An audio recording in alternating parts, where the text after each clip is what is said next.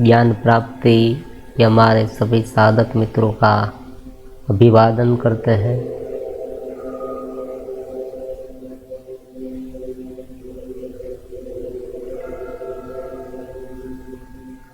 पिछले 3 सत्संग में, ज्ञान ध्यान के सत्संग में भगवत गीता के बारे में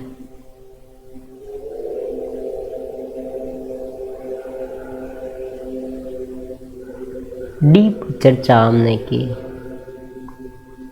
कर्म योग, अलग अलग प्रकार के योग है। योग का मतलब है जुड़ाव, जो परम चेतना है, वैश्विक चेतना, उनके अंश हम, चैतन्य के अंश हम है, उसको केंद्र में रख के उनके साथ एकरूप होना, ये हमारा एम है। उनका अनुभव वो देखा नहीं जा सकता, उनका अनुभव होता है। आप ये कहेंगे कि उसे बताओ कहाँ है, वो बताया नहीं जा सकता। तो कर्म योग के माध्यम से जो अनुभव होता है और निरंतर कर्म में एक फलित होता है, केवल अनुभव नहीं। यहाँ तो उनसे भी डीप वाली बात है। कर्मयोग मुश्किल है, क्यों? क्योंकि यहाँ दोनों बात आ गई। बिना अनुभव के, बिना उस दिशा के केवल ही केवल कर्म करे, ऐसी बात ये नहीं है। अगर ऐसा करते तो निष्काम कर्म का शब्द का यूज क्यों किया गया? निष्काम कर्म करे, ऐसी बात ही क्यों कही? हमने इनके पहले वीडियो में देखा कि भगवान कहते हैं कि जो सकाम कर्म है, सकाम कर्म मतलब कामना युक्त कर्म। कोई भी काम होता है सकाम होता है, हम सब जानते हैं। ये स्वीकार्य है। आप सर्विस करें, कोई प्रोफेशनल लेवल पर, रोजमर्रा की जिंदगी में जो भी कर्म होते हैं, वो सभी कर्म कोई ना कोई हेतु से होते हैं, कोई ना कोई एम से होते हैं। तो ये सकाम है, तो बात क्या है, फंडा क्या है? यूं ही कहा गया कि सकाम कर्म ना करो, निष्काम कर्म करो। अगर ये संभव ही नहीं है निष्काम कर्म करना, तो ये कहाँ क्यों गया? इनके लिए जब साधक ये बात सोचेगा, तब तुरंत ही उनका ध्यान एक अजीब तत्व ज्ञान पर जाएगा। जैसे जैसे आप सोचते जाएंगे, आप में वो ज्ञान पनपता जाएगा, धीरे धीरे धीरे धीरे धीरे उत्पन्न होगा। एक बात समझ में आ जाएगी कि जो कर्म होते हैं वो एक घेरे के लिए नहीं है, ये एक सार्वत्रिक चेतना का भाग है। जब हम उनके साथ एकरूप हो जाते हैं, तब अहम भाव उत्पन्न होता है। नाम और रूप वाला ये शरीर मैं हूँ, मन बॉडी से युक्त होकर जैसे ही हम उनके अनुसार ज़्यादा से ज़्यादा सोचने लगते हैं, सहज भाव से होते हैं, वहाँ कोई प्रॉब्लम नहीं। दूसरों के हित के लिए सेवा की काम होता है, वहाँ भी प्रॉब्लम नहीं। लेकिन वहाँ भी अगर कीर्ति, लोग चाहना, ये सब, तो थोड़ा फिर से थोड़ा प्रॉब्लम आता है। बहुत ज़्यादा नहीं, थोड़ा आता है,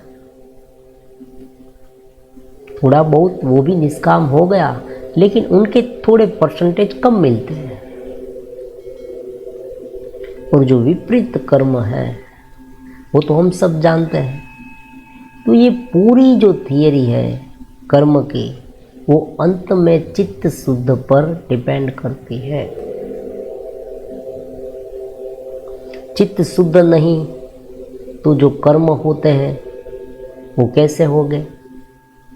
या सकाम, और सकाम में भी विपरीत कभी कभी हो जाते हैं, क्योंकि अत्यंत आसक्ति युक्त जब कर्म करने की कोई सोचता है, मतलब कोई आसक्ति है मन में और कर्म करे, अत्यंत आसक्ति, तो उनके कर्म धीरे धीरे उसमें गड़बड़ी आने लगती है,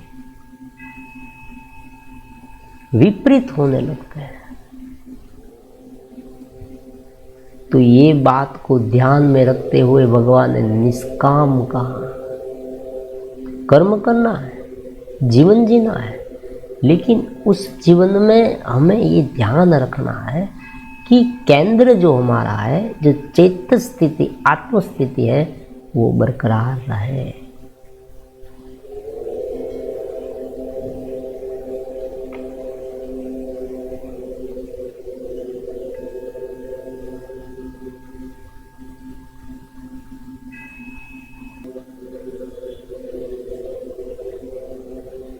नित्य साधना,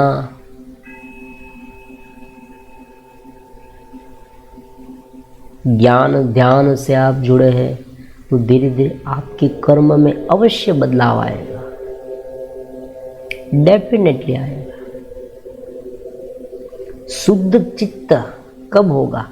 जब चित्त से हम अपनी चेतना को स्वतंत्र मानेंगे। चित्त में बहुत सारे विचार हैं, या तो चित्त को शुद्ध कर दे। चित्त को शुद्ध करने के लिए आप कोई ना कोई सात्विक उपासना कर सकते हैं। पूर्ण रूप से चित्त शुद्ध ना हो, लेकिन थोड़ा बहुत जो फायदा होता है, ग्रंथों का पठन है, नियमित रूप से ध्यान आदि है, ये इनसे चित्त शुद्ध होता है। नाम स्मरण, मान लीजिए किसी का मन जो है वो अत्यंत चंचल है, तो वो नाम स्मरण का आधार ले सकता है। ये सब माहौल हो गया। फिर आप अपने चेतना, अपने केंद्र को, अपने मूलभूत चैतन्य स्वरूप को पकड़कर चित्त को दृष्टा, दृश्य माने, तो धीरे धीरे ज्ञान के अंतराल तक आप जा सकेंगे। जैसे जैसे आप ध्यान के अंतराल में जाएंगे, चित्त एक साधन बन जाएगा, फिर आपको इतना परेशान नहीं करेगा, और फिर जो होगा वो कर्मयोग होगा। पूरे दिन जो जो कार्य होंगे सहज होंगे। परमात्मा यहाँ बात करते हैं भगवत गीता के स्वाध्याय नंबर 2, उनमें 15 नंबर का श्लोक है, 50 नंबर का। बुद्धि युक्तो, देखो एक शब्द सुंदर सा इनके पहले श्लोक में भी था, बुद्धि युक्त। बुद्धि क्या करे? अब पहले फंडामेंटल ज्ञान समझते हैं, क्योंकि बहुत बार ऐसा होता है, कोई कमेंट भी हमें करता है कि भाई आप जल्दी जल्दी ये सब बोल जाते हैं लेकिन समझ नहीं आता। तो अलग अलग बात समझने की कोशिश करते हैं। मन और बुद्धि, मन को तो सब कोई जानते हैं। मन क्या है? आप कहेंगे मन, जब जब हम विचार करते हैं तब मन उत्पन्न होता है, अच्छे या बुरे। संकल्प विकल्प जो है वो मन में उत्पन्न होते हैं।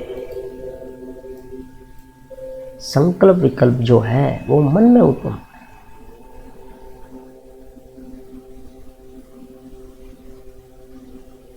हमारा मन करता है यहाँ जाओ, ये खाओ, साधना मत करो।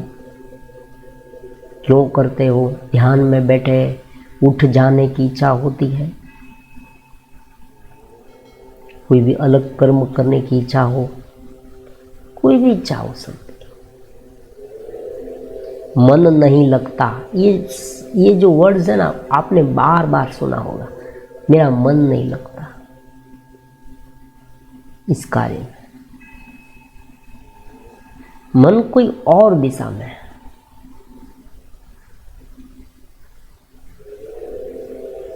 इम्पल्स जो बाहर से आते हैं, जो अलग अलग प्रकार की जो इंद्रियां है वो अलग अलग प्रकार की संवेदनाएं भीतर लाती है।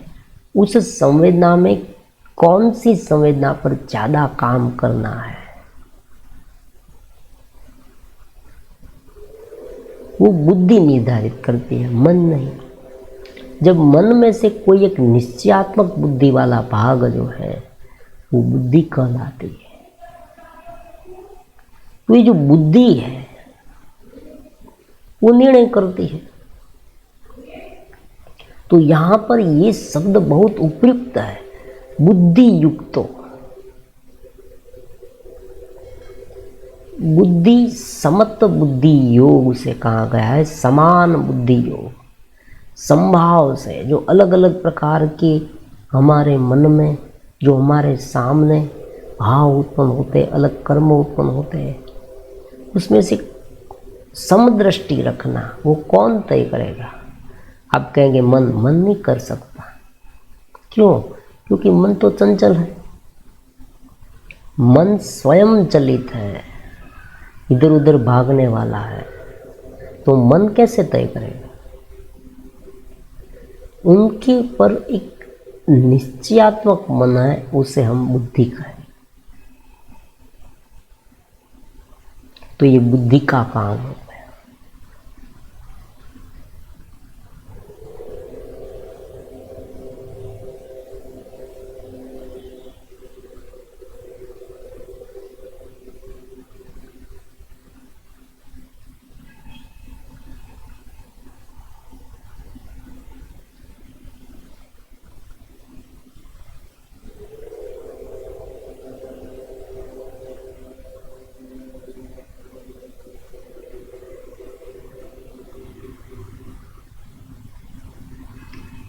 अब बुद्धि युक्त ये शब्द है। बुद्धि जो है वो योग में युक्त है। बुद्धि योग में युक्त होनी चाहिए, वरना बुद्धि भी भटकाव देती है। और जितनी बुद्धि भटकाव देती है ना, वो मन से कई गुना खतरनाक है। आपने बहुत बार जीवन में देखा होगा, कोई व्यक्ति बुद्धि से बुरा काम करता है, बुद्धि से, और उनको सुलझाना और भी मुश्किल हो जाता है। बुद्धि तर्क भी करती है, अगर केंद्र में स्थिर नहीं है, बार बार एक ही बात, हम चैतन्य है, ये बात अगर पकड़ी नहीं और उन पर ध्यान नहीं किया तो बुद्धि में बहुत भटकाव आएगा। परमात्मा भी कहते हैं कि अलग अलग सिद्धांतों को सुन सुनकर जो तुम्हारी बुद्धि चलित हो गई है, उनमें से तुम जब एक सिद्धांत पर स्थिर होगे तब ज्ञान प्रकट होगा।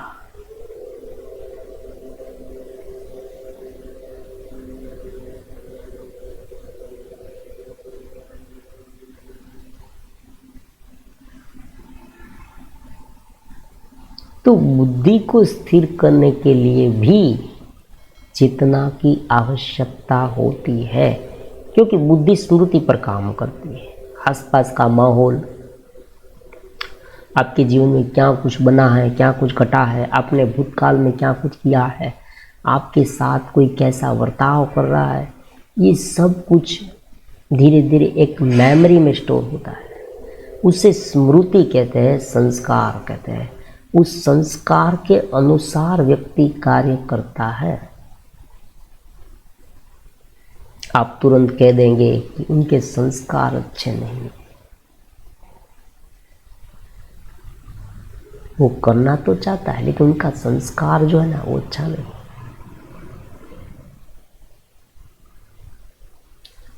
कोई एक विषय वस्तु में अगर ज़्यादा उलझ गए और उसे किस तरह से भुगते, ये मन बार बार सोचने लगा, तब भी बुद्धि मलिन हो जाती। इसलिए परमात्मा ने यहाँ बुद्धि के साथ बुद्धि युक्तों की फंडामेंटल नॉलेज क्या है। बाहर से इम्पल्स आते हैं, इम्पल्स का मतलब ये संवेदना, आँख से देखना, कान से सुनना, नाक से सूंघना, त्वचा से स्पर्श करना, ये सब अलग अलग इंद्रिय हो और उनसे जो अलग अलग प्रकार की संवेदनाएं भीतर आती है मन में, उन पर किस तरह से काम करना, ये हम निश्चय करते हैं। और किस तरह से निश्चय करते हैं, उनका फंडा क्या है? उनका फंडा है हमारा डेटा बैंक। डेटा बैंक जो है, जो हमारी टेंडेंसी है, हमारी आसक्ति बात क्या है? क्या आपको पसंद है? आपकी इच्छा क्या है? चाह क्या है? मुमुक्षुत्व का मतलब क्या? परमात्मा को प्राप्त करने की इच्छा। तो ये कहाँ है? Data bank. स्मृति में, स्मृति में से प्रेरणा मिलती है भीतर से। जो मेमोरी है हमारी, सूक्ष्म मेमोरी, अनेक जन्म से, वो एक टेंडेंसी उत्पन्न करती है और उनके अनुरूप हमें प्रेरणा मिलती रहती है, हम मोटिवेट होते रहते हैं। इसलिए आप देखना, कोई लोग ऐसे होते हैं कि जन्म से ही बहुत भावुक होते हैं, बहुत पवित्र होते हैं, भक्तिवान होते हैं, ज्ञानवान होते हैं। और कोई लोग ऐसे आतताई होते हैं, बचपन से होते हैं,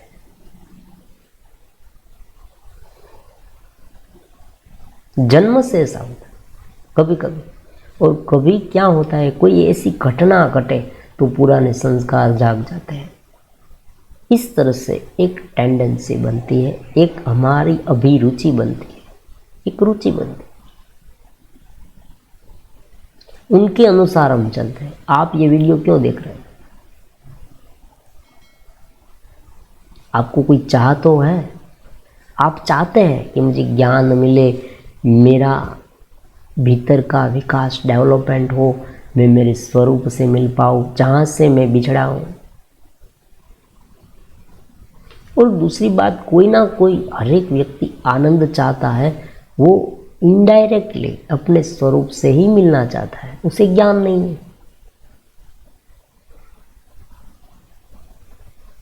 तो जो बुद्धि है, अगर बुद्धि कंट्रोल में आ जाए तो वो मन पर ठीक तरह से रोकथाम कर सकती है और इंद्रिय को चला सकती है।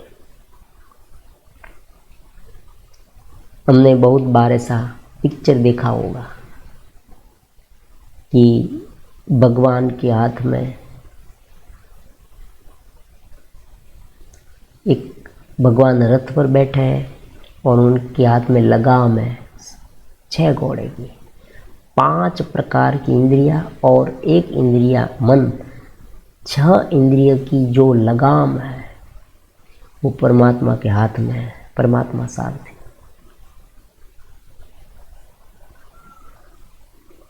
तो इस 6 प्रकार की इंद्रिय को काबू में रखने का काम बुद्धि कर रही है।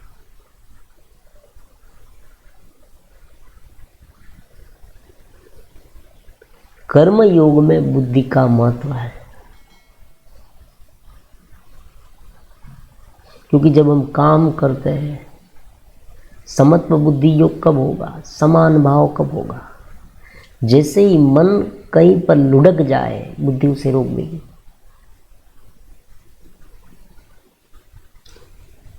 चेतना जो है,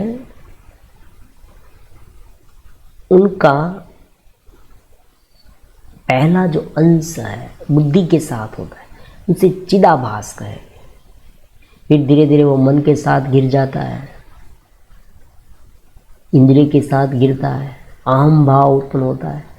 जो बुद्धि के साथ जैसे गिरे, 2 प्रकार के पार्ट उत्पन्न होते हैं, एक अहम भाव और एक बाह्य जो देखने वाला है, अनुभव करना शक्ति, जो एहसास करते हैं, वो 2 पार्ट उत्पन्न होते हैं। क्योंकि चेतना स्वयं मैं हूं का भाव से अभिरंजित है। चेतना स्वयं, जिसको समाधि का आनंद मिल जाए, जो धीरे धीरे ये सब ध्यान करते करते समाधि तक पहुंच जाए, उसे भी अनुभव का, अपने का अनुभव तो होता ही है। क्योंकि जो अनुभव करना है, अनुभव करता है, उनका नाश कभी नहीं होता। क्योंकि मैं हूँ का नाश कब होगा? मैंने कुछ नहीं अनुभव किया, ये भी तो एक अनुभव है। आप ये कहेंगे कि मैं रात सो गया था, तब मैं भूल गया था मैं कौन था, लेकिन आप ये तो जानते थे कि तब मुझे ऐसा अनुभव हुआ कि मैं कौन था? मैं कोई नहीं था, मैंने कुछ न जाना, ये भी एक अनुभव है। और ये अनुभव भी आपको हुआ है, होता है।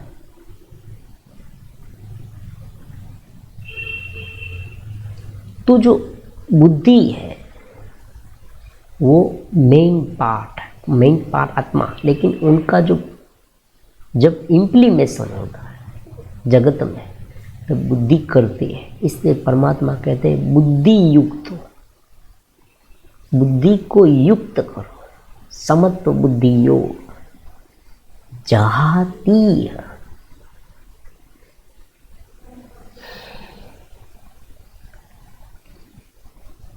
छोड़ देती है सुकृत दुष्कृत, पुण्य और पाप दोनों। योगायुजस्व कर्मसु कौशलम योग। अब जो इस बुद्धि से युक्त पुरुष है, समत्व बुद्धि योग युक्त, वो पुण्य और पाप को छोड़ देते हैं और क्या होता है उनका? बंधन से मुक्ति। पुण्य और पाप एक प्रकार की धनराशि है, बैलेंस है, एक बैलेंस जैसा है। जब कोई भी आप कर्म करें तब उनका फल आपको मिलेगा। कब मिलेगा? जब सार्वत्रिक चेतना का भाव है तब नहीं मिलता। यहाँ परमात्मा एक रहस्यमय बात कहना चाहते हैं। जब इस घेरे के साथ गिरे, अहंकार से किया गया प्रत्येक कर्म का फल मिलता है। वो पुण्य का हो सकता है, पाप का हो सकता है। टोटालिटी, जो समग्रत्व है, उनके साथ रहकर जो कर्म किया, उनका पाप या पुण्य नहीं मिलता है। क्यों? क्योंकि उस समय हम आसक्ति में नहीं होते, हम चित्त स्थिति में होते हैं। और चित्त स्थिति में बड़े बड़े पाप कर्म कभी नहीं होते, और जो पुण्य कर्म होते हैं वो भी सहज होते हैं। ये बात समझ लेने वाली।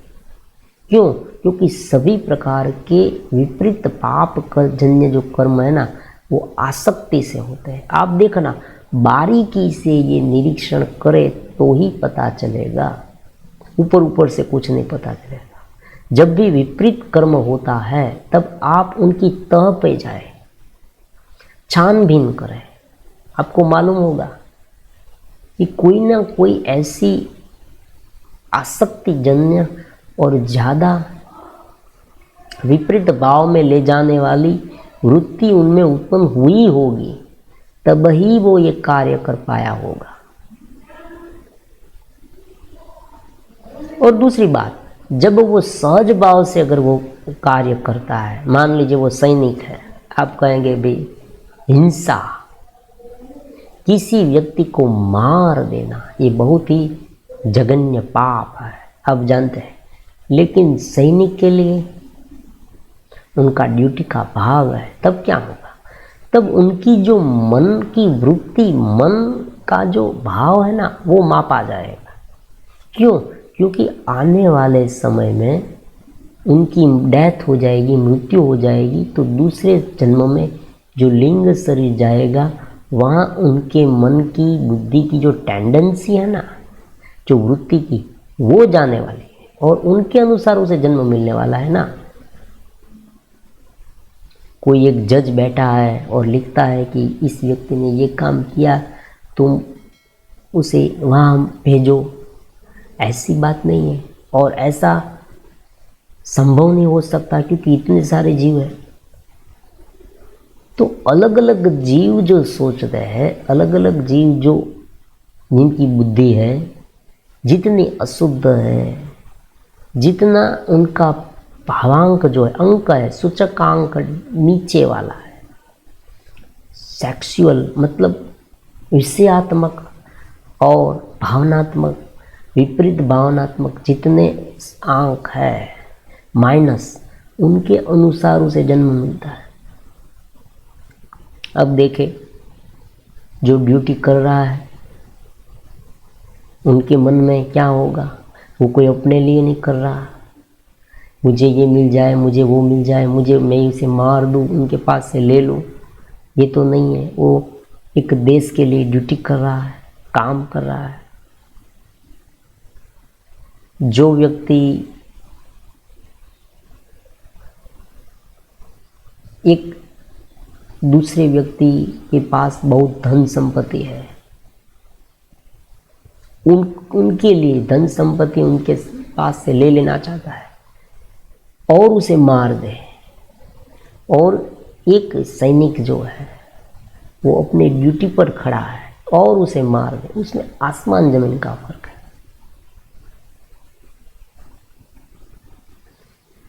तो ये भाव उत्पन्न हो गया। जो मन में भाव उत्पन्न हुए, उस प्रकार की टेंडेंसी उत्पन्न हुई, और उस समय उसे पता है, प्रत्येक जीव को पता है कि मैं गलत कर रहा हूं या सही। पाप जन्य जो कर्म करते हैं उसे पता है कि मैं जो ये काम कर रहा हूं वो ठीक नहीं है, लेकिन वो अपने इस मन इंद्रिय के विषय से, आवेग से और अज्ञान से मजबूर है, उसे रोक नहीं सकते, या उसे विपरीत ज्ञान से ठीक मानने लगते हैं। देखो ये भी होता है, ये बहुत गलत है। दो बात होती है। एक बात ऐसी होती है कि आपको मालूम तो है कि भी मैं जो काम कर रहा हूं वो काम गलत है, मुझे नहीं करना चाहिए। ये व्यक्ति का कभी ना कभी विकास होगा ही।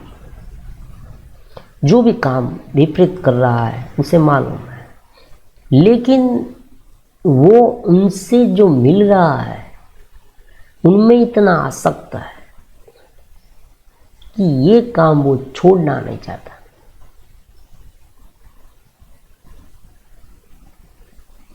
अब डीप में जाएंगे तो यहाँ भी आत्मज्ञान सामने आएगा। तो यहाँ भी यही बात है कि उसे उनसे ऊपर का आनंद मिला नहीं। यहाँ अज्ञान की बात आ जाती है। लेकिन जो दूसरे प्रकार के लोग हैं वो ज़्यादा घातक है। वो कैसे होते हैं? वो अपने काम को जायज़ ठहराने की कोशिश कर रहे हैं और वो ये मान कर करते हैं कि ये तो सिद्धांत है, ये तो करना ही चाहिए।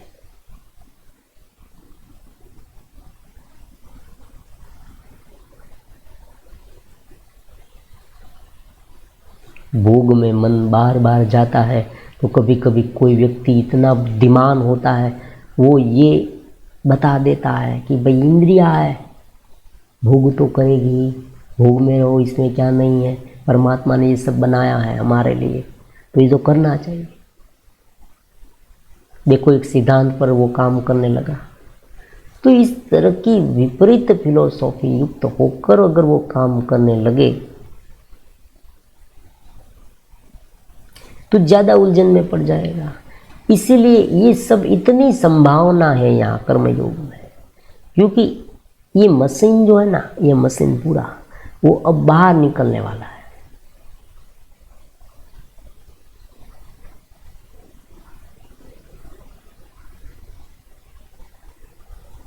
आज हम देखते रोबोट बनाया, वैज्ञानिकों ने बहुत लंबे समय से प्रयास करके रोबोट बनाया। फिर वो रोबोट को बाहर लाना है।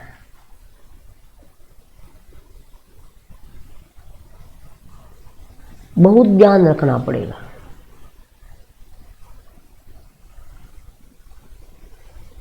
अगर रोबोट का पूरा कंट्रोल हमारे हाथ में नहीं रहेगा तो हो सकता है कि रोबोट आउट ऑफ कंट्रोल हो जाए।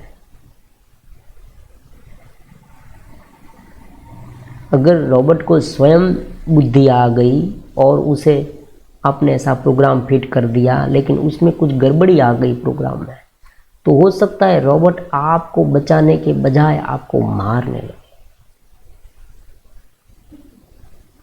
तो यहां भी यही हुआ है, ये परमात्मा ने अलग अलग रोबोट बनाए। फिर ये रोबोट इतने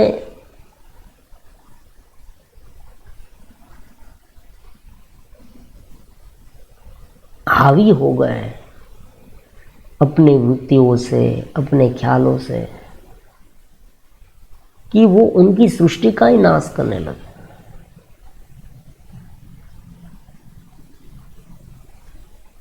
जिसे चेतना के स्तर पर रहना था वो चेतना को भूल गए। अपने जो कनेक्टिविटी का जो कॉर्ड है, जो स्मृति, जो हमारा परमात्मा के साथ निरंतर कनेक्ट रहना ही योग कर्मसु कौशलम हो जाता है। अगर कनेक्शन धीरे धीरे वीक होता गया, उनके और हमारे बीच में जो ब्रिज है वो टूट गया, तो ये घेरा हो गया और उस घेरे में फंसकर जो भी काम होगा वो विपरीत होगा, अज्ञानजन्य होगा। ये बात है। इसलिए परमात्मा कहते हैं बुद्धि युक्त हो, और एक इनसे भी ज्यादा गहन बात कर दी परमात्मा ने। सुकृत दुष्कृत उभय जहाती है, त्यज देता है। कौन त्यज देता है? समत्व बुद्धि युक्त योगी पुण्य और पाप दोनों को यहाँ छोड़ देता है।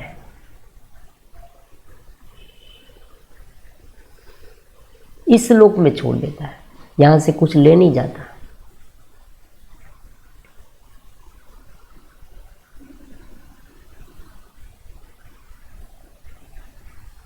आप बैंक में काम कर रहे हैं, बैंक में आप पूरे दिन बहुत सारे पैसे ले रहे,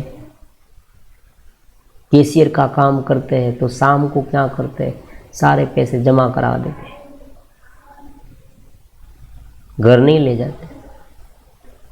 उसी तरह से यहाँ पर जो जो आप काम करते हैं वो एक पार्ट ऑफ टोटालिटी, एक परमात्मा का पूरा जो विश्व है उनका एक भाग हूँ मैं, ऐसा मानकर काम करते हैं। उनका मतलब ये हुआ वो वैश्विक चेतना के साथ कनेक्ट है। सीधी सादी बात, दूसरी बात नहीं, मैं चैतन्य हूँ, ऐसा भाव आ गया तो ये योग समझ में आ गया। फिर दूसरा इतना डीप में जाने की आवश्यकता नहीं है। मैं चैतन्य हूँ, मैं सत्चित आनंद हूँ, शिवोहम शिवोहम शिवोहम। बस ये जाप करते रहे और जो जो सामने देखे, मन, इंद्रिया, उनके विचार, ये सब को दृश्यमान है, मैं नहीं हूँ, उनके साथ ना जुड़े, पर्याप्त है। फिर उनके बारे में प्रैक्टिस करनी पड़ेगी। ये ज्ञान इसलिए है कि हमें धीरे धीरे चारों ओर से समझ में आए।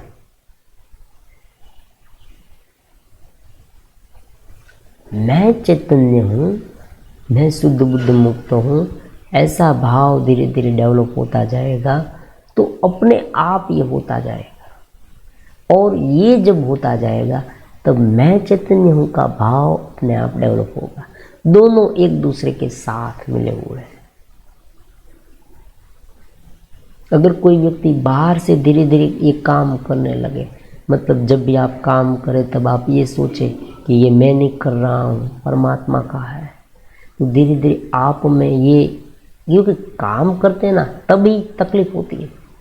जब भोग करते हैं, भगवान ने कहा है कि जो जो काम करे, जो जो भोग करे, जो जो इंद्रिय से जब अलग अलग प्रकार के विषयों को ग्रहण करे, भोग शब्द योग्य नहीं, इंद्रिय के विषय से जो इंद्रिय से ग्रहण करे सहज बात से, तो वो सब करते समय भी आप टोटालिटी को याद करें, उस चैतन्य को याद करें।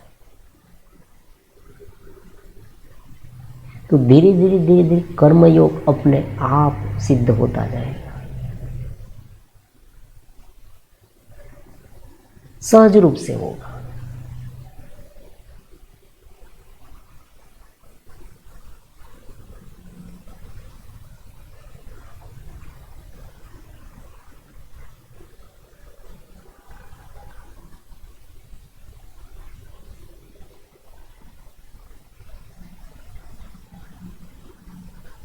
उसमें जो जो चीज आपको डिस्टर्ब करेगी उसे आपको हटाना है, या समत्व भाव से समभाव युक्त हो करना है।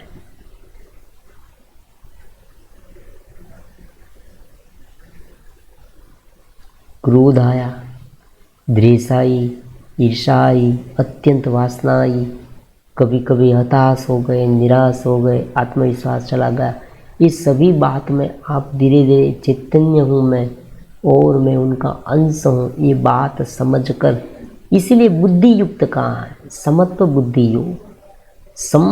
दोनों को जैसे ही ये विचार आए, जैसे ही ये भावना उत्पन्न हो, उसे वेल्डिंग कर दीजिए, बांध दीजिए, उसे ठीक कर दीजिए।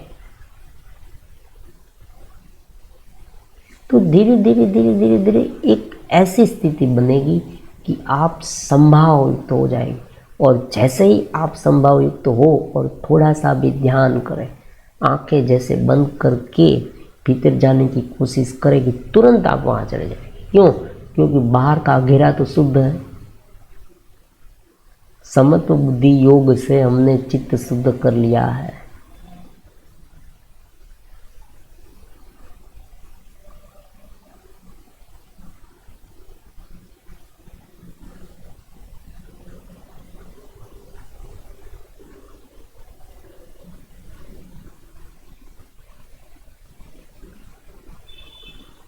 तो पुण्य पाप नहीं रहेगा, भगवान वहां तक कहते हैं। क्यों? क्योंकि पुण्य कब होता है?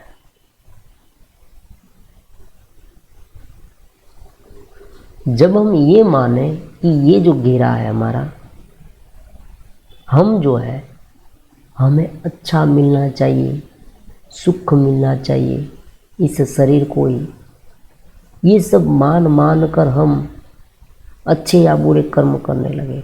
बुरे भी करते हैं, ऐसी बात नहीं। ज़्यादा मिल जाए, ज़्यादा मौज शौक की चीज़ वस्तु मिल जाए, इसलिए बहुत सारे विपरीत कर्म व्यक्ति करते हैं। पापजन्य कर्म आपसे कहेंगे, लांच लेना, रिश्वत लेना, स्मगलिंग है, चोरी छुपी से किसी का धन ले लेना, किसी पर विश्वासघात करना, लोन बड़ी लेकर पैसे ना देना, चीटिंग करना, एक बहुत अलग अलग अलग अलग प्रकार की मिलावट करना, अपने देश से धारी करना, किसी कोई सजातीय विजातीय सेक्स के साथ बलजबरी, ये सब क्रियाएं, ये सब क्या है? आसक्ति जन्य का, धन की आसक्ति, स्त्री की आसक्ति, कीर्ति की आसक्ति, ये सब अहंकार हमें ये सब काम कराता है। तो ये सारे काम बुद्धि युक्त योग से तुरंत नाश हो जाएगी, व्यक्ति पवित्र हो जाए, और पुण्य और पाप दोनों समान हो जाए। मतलब उनका मतलब ये नहीं, देखो यहाँ फिर से उल्टा हो जाता है। बुद्धि इतनी, हम इतने चालाक हैं, बुद्धिमान है कि अर्थ के अनर्थ करते हैं। यहाँ एक अनर्थ हो गया, लोग कहते ज्ञानी है वो बुरा कर्म करे तो भी क्या, लोग तो बुरा कर्म ही करो, अरे भाई, ज्ञानी बुरा कर्म करेगा ही क्यों? उसे आसक्ति तो होती नहीं। विपरीत कर्म जो है वो वास्तव में विपरीत कब होगा? जब आसक्ति जन्य होगा तब। आसक्ति तो उसे हट गई है। तो इस तरह से काम करे, ये सारी जो चर्चा की उनके अनुसार जो काम करता है उसे क्या कहते हैं? योग कर्मसु कौशलम।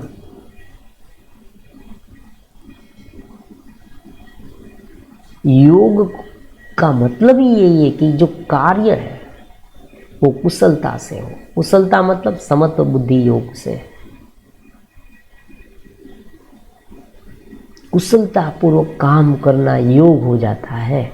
इन शॉर्ट, कुशलता पूर्वक का मतलब ये नहीं कि आप बुद्धि पूर्वक किसी को चीटिंग करें, ये सब नहीं। देखो यहाँ भी उल्टा पुल्टा हो जाता है। इसलिए परमात्मा ने चारों ओर से बांध दिया। पहले परमात्मा ने क्या किया? बुद्धि युक्त हो, देखो चाहती बुद्धि युक्त हो, पुण्य और पाप से छूटना, दोनों से, सुकृत दुष्कृत। तस्मात् योगायुजस्व, योग में युक्त, समत्व बुद्धि योग में युक्त जो होते हैं उनके कर्म योग बन जाते हैं।